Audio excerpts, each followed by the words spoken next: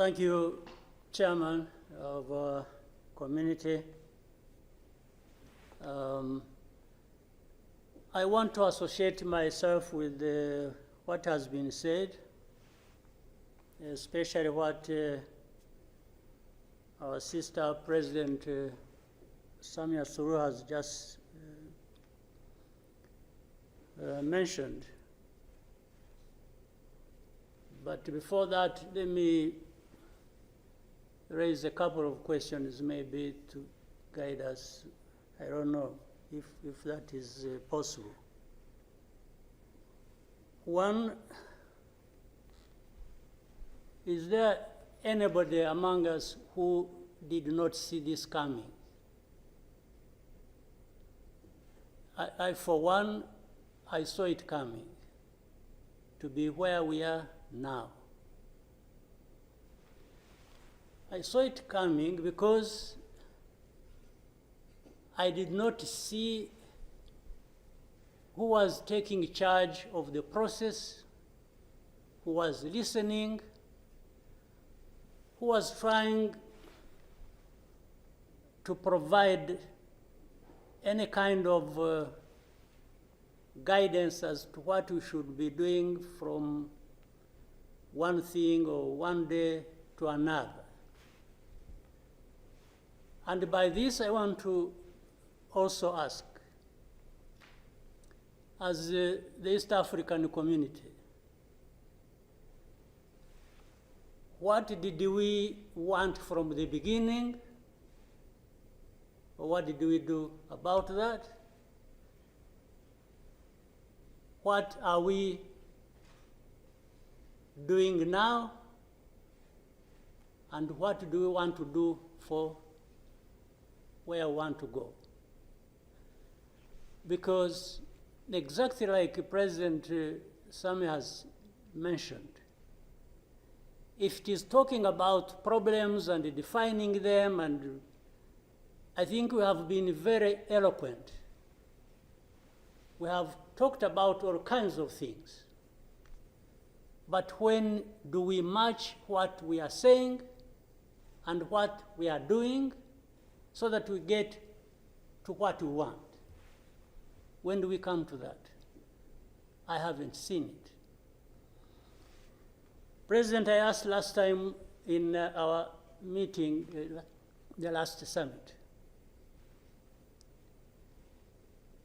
where is East African community, or does it exist? And exist for what? By the way, even now, the person or the country we are talking about is not represented as we are discussing. And it is supposed to be, the country is supposed to be part of East Africa, but nowhere to be represented. So I'm not sure what bearing what we are discussing has on what happens in the process of finding a solution in this country. I'll move on.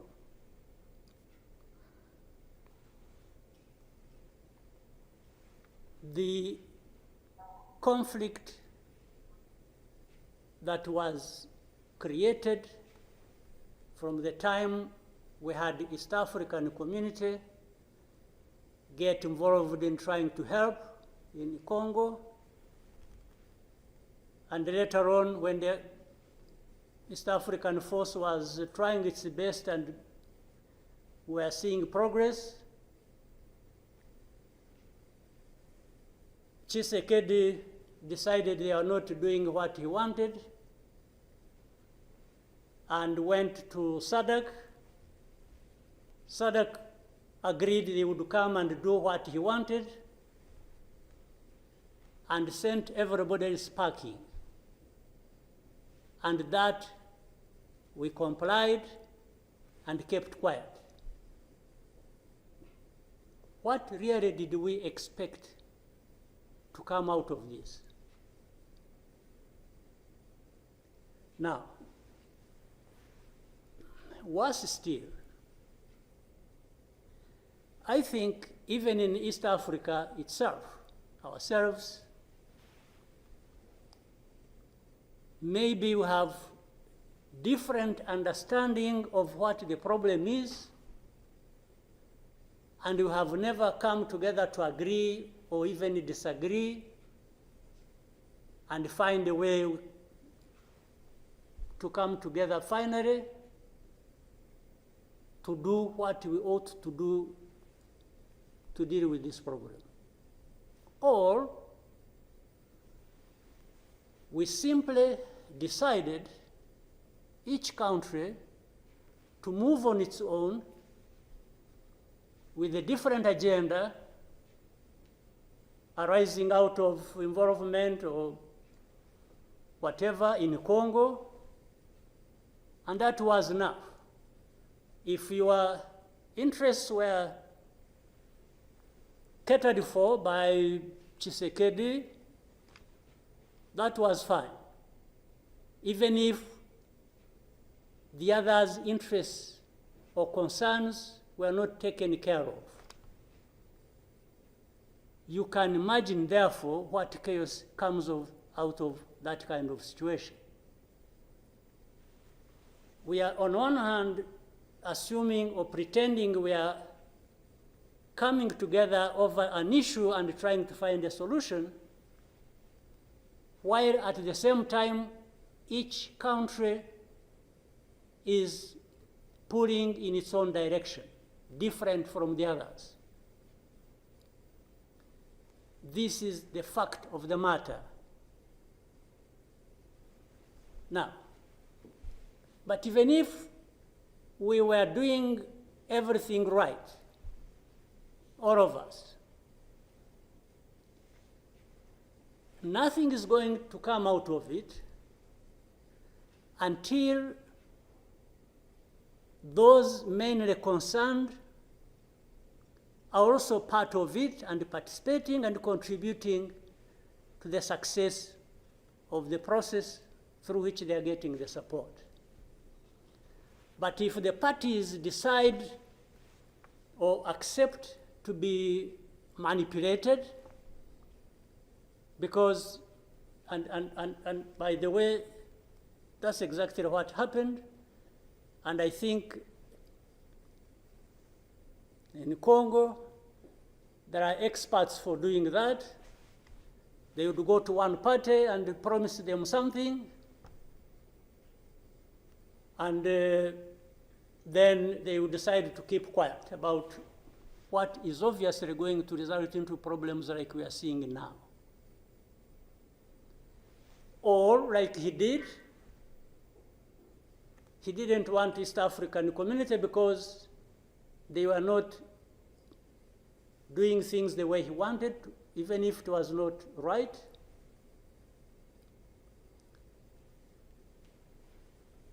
He got rid of them and he decided to bring in SADC. SADC was,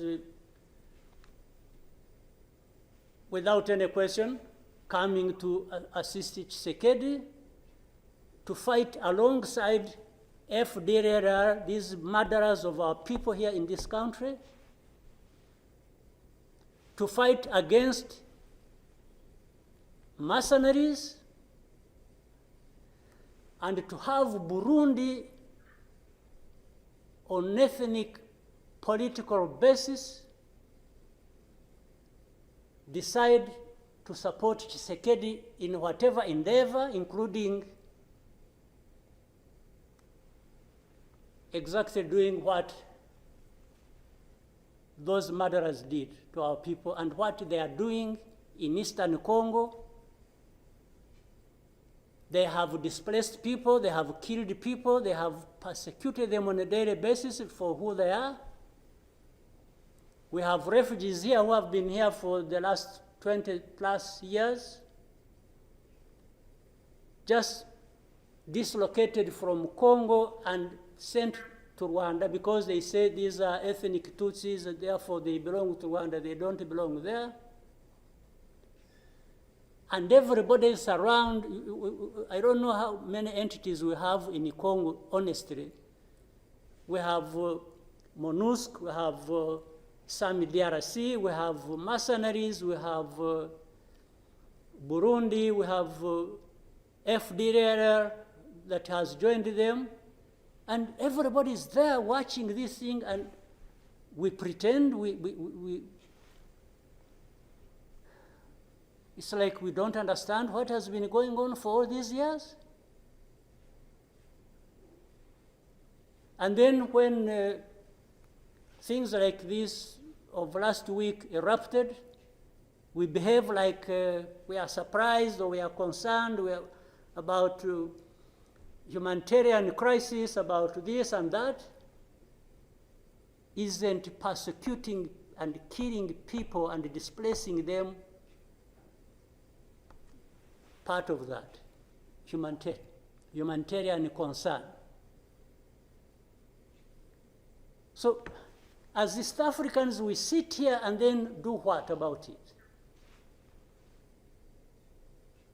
For the last 2 days, on Monday and today this morning,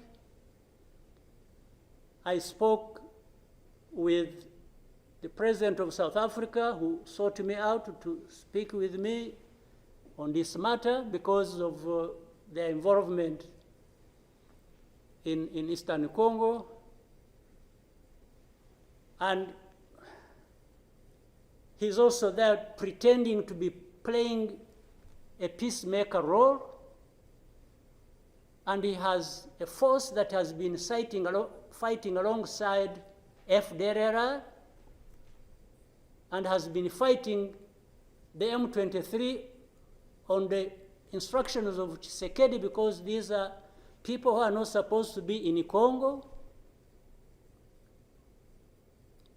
that these are from Rwanda, or the M23 are not Rwandans, please. These are Congolese, and one time he accepts it, then another time he says no, part of it is yes, and then the other part is from Rwanda, and these are he keeps on going. And how do we, leaders of our own countries, accept this to go on forever and just accept that we shall be manipulated by Tshisekedi or whoever is supporting him? And South Africa dares even issue threats about what is likely to happen after that, and so on and so forth. Of course, we will see what threats they are talking about. Maybe they should have done that exactly for which they have been issuing threats. They should have done it to clean up the mess in Eastern Congo, or to fight back those who have been trying to clean up the mess. So then you have the whole international community just confused. They talked about Rwanda, they talked about the Nairobi process. Honestly, even here, maybe you will help me understand what all this means. The processes became an end in themselves. And the people leading these processes became more important than the results of the processes. The Nairobi process became a whole process. Then the Rwanda process, it's like you can't say anything that will displease President Lorenzo. Definitely, this does not help deal with such a serious matters as we are faced with today. That in the end, just because they can't be addressed, we have such a situation like we have now. And if anybody, and above all, I don't understand how Tshisekedi keeps thinking that he will resolve the problems to do with rights of people militarily. Kill them, shoot them, bring in forces that are ready to help, like especially Burundi. Well, I don't know whether that has been helpful for the last few days or weeks. They have been doing that.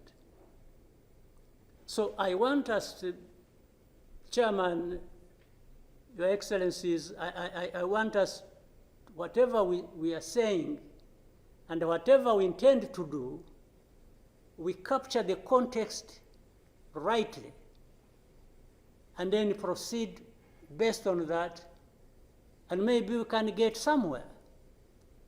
But otherwise, if we keep saying good things, saying that, and to each other, being nice, and then each one fulfilling their own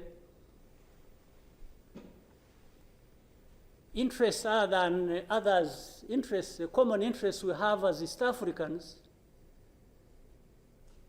then I don't see how we are going to contribute effectively to finding a solution. But really, to have even had East African community expelled from Eastern Congo and everybody complied and then there was quiet, it's as if it was normal or that is okay. Everything dictated by the country or the person we are trying to help. I didn't understand that. And that's where we are now. That's how we are here, where we are. So let me maybe for now stop here. I would really want to hear advice of others, but I think it's not just a plaything. It's not, it's a serious matter, evidently, because it consumes people's lives. And the other day, 2-3 days ago, we lost people. There was a lot of sharing from Eastern Congo, from Goma, and killed a dozen people and injured hundreds. We will definitely take care of that. There's no question about it. Thank you, Mr. Chairman.